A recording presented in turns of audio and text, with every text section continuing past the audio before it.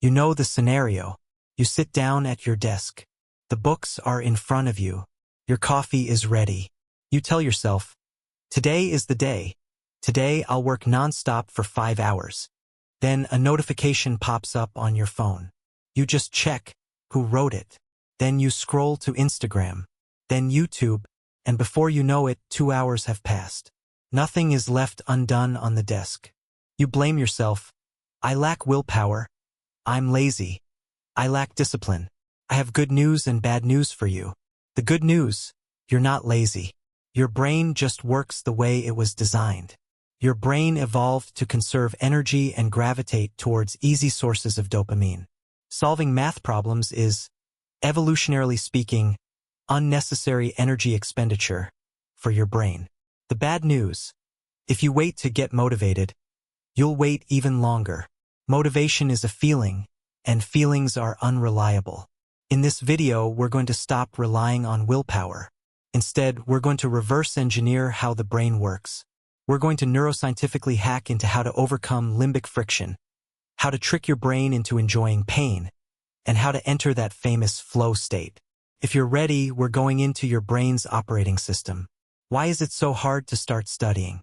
There's a scientific name for it, limbic friction. Your brain has 2 control centers. The first is the prefrontal cortex, your rational side, the one that says, study, do the project, secure your future. The second is the limbic system, your primitive side, the one that says, don't tire yourself out, lie down and sleep, watch that video, eat some candy. When you say, I need to study, these 2 control centers clash. This fight requires mental energy. This energy is called limbic friction. So why does the limbic system always win? The answer is simple: dopamine.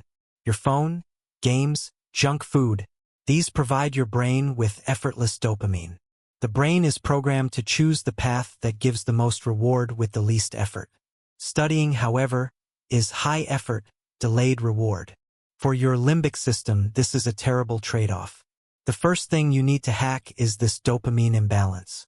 If you check your phone as soon as you wake up and flood your brain with dopamine, social media, your brain won't want to tackle difficult tasks that day because you've already emptied your dopamine reservoir early in the morning. Rule 1. Create a low dopamine zone before your study session. Put your phone in another room. Don't listen to music. Just sit. Be bored. Boredom is great.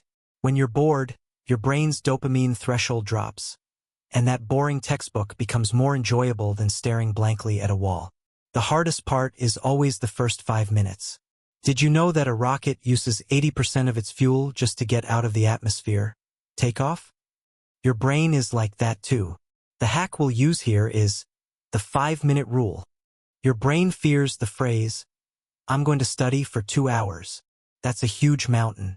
The amygdala, the fear center, kicks in and scares you away. But if you tell your brain, I'll only study for 5 minutes. I can stop after 5 minutes if I want to. This shuts off the amygdala's alarm. It says, okay, 5 minutes won't kill us. You sit down at the table, and something surprising happens. After 5 minutes, you don't want to stop. Why? This is where the Zeigarnik effect comes into play. In psychology, this effect explains that the brain doesn't like unfinished business. Once you start, the brain wants to complete that cycle, closed loop. Starting is not half of finishing, it's neurologically the whole thing. Another hack, environmental design. Your willpower is like a battery. It runs out during the day. Don't waste your willpower on starting. Eliminate the decision-making process. Keep your books open on the table. Keep your pen ready. Don't think, what should I study? In the morning. Decision-making wastes energy. Prepare your desk the night before. There shouldn't be more than 20 seconds between the moment you sit down in your chair and the moment you start working. We call this reducing friction. We sat down at the table and started. So, how long will we work? Most people say, until we get tired. Wrong. Your brain has a biological clock. While you sleep at night, you experience 90-minute REM cycles. While awake, your brain also works in 90-minute focus cycles called ultradian rhythms. Scientifically, a human brain can maintain full focus for a maximum of 90 minutes, approximately 1.5 hours. After that, synaptic fatigue sets in. Your attention wanders and you start making mistakes. The hack is 90 minutes of focus/20 minutes of full rest. But the rest here is crucial. If you look at your phone during your break, your brain won't rest. It will be subjected to a new flow of data. True rest is doing nothing, walking, looking into the distance, closing your eyes. This is called non-sleep deep rest, NSDR. This is the moment when the information you've learned is transferred from the hippocampus, short-term memory, to the neocortex, long-term memory. Learning happens while resting, not while working. Also, listening to binaural beats, 40 Hz, while working can force your brain into a focus frequency, beta/gamma waves. This is an external hacking method. So what are you doing sitting at the table? Underlining things? Rereading your notes over and over? I have bad news. That's not learning. It's just an illusion of competence. When you read the book, your brain says, "Yes, I know this." But when the book is closed, you remember nothing, because you didn't challenge your brain. Neuroplasticity, the change in brain structure, is only triggered when you make mistakes and are challenged. There's a chemical in your brain called acetylcholine. This is the attention molecule. It's only released when you're struggling to remember something. The biggest hack, active recall. Read a page, close the book, and ask yourself, what did I just read? Your brain will struggle. It will ache. It will say, it's on the tip of my tongue. That's the moment.